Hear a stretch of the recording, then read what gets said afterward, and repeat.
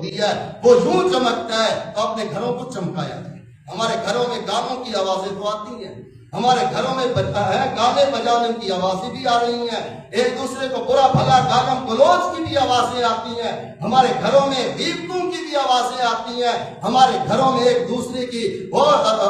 چغلی اور ایک دوسرے کے جڑوں کو کاٹنا، اس کی بھی پلاننگیں ہوتی ہیں۔ اگر نہیں ہوتی تو اللہ کے قرآن کی تلاوت نہیں۔ اسی لیے مسلمان دوستوں اور بھائیوں، لوگ لاکھوں روپے کوٹھی پہ لگاتے ہیں لیکن نام سکون نام کی شے اس میں نہیں ہوتی، امن نام کی شے اس میں نہیں ہوتی، اس لیے کہ سکون پیسے سے تو نہیں آتا نا،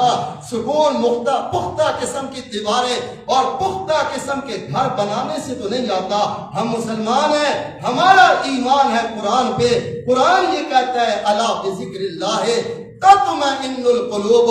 دلوں کو اطمینان دینا چاہتے ہو تو اللہ کا ذکر جو قرآن ہے اس سے تمہارے دلوں کو اطمینان ملے گا۔ قسم خدا کچا گھر ہو، کھانے کو کچھ نہ ہو، پینے کو بھی کچھ نہ ہو، کچھ بھی اس کائنات میں نہ ہو، اگر انسان اللہ کے دین کے ساتھ مخلص ہو جائے اس کو رب اس کچے گھر میں بھوکی حالت میں وہ سکون دے گا جو کوٹھیوں اور بنگلوں میں رہنے والے عیاش قسم کے وڈیرے وہ تصور بھی نہیں کر سکتے۔ اس لیے کہ رب نے پیسے میں سکون نہیں رکھا، اگر اس میں سکون ہوتا تو قارون کیوں ہلاک ہوتا، نمرود کیوں ہلاک ہوتا۔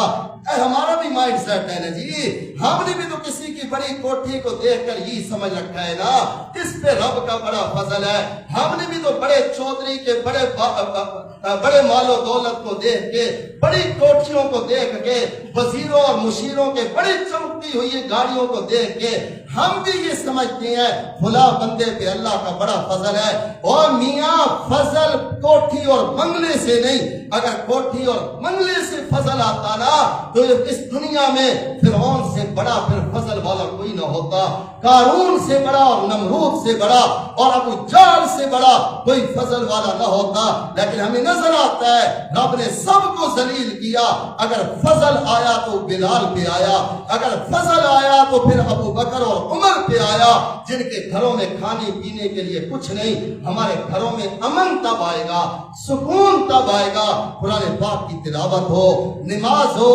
ذکر ہو اور جو کچھ اللہ تعالیٰ کے احکامات ہیں ان پر عمل ہو۔ انشاءاللہ ہمارے مسجدیں بھی آباد ہوں گی، ہمارے گھر بھی آباد ہوں گے، اللہ ہمارے دلوں کو بھی انشاءاللہ قرآن و سنت کی روشنی سے آباد کرے گا۔ جو بڑا جو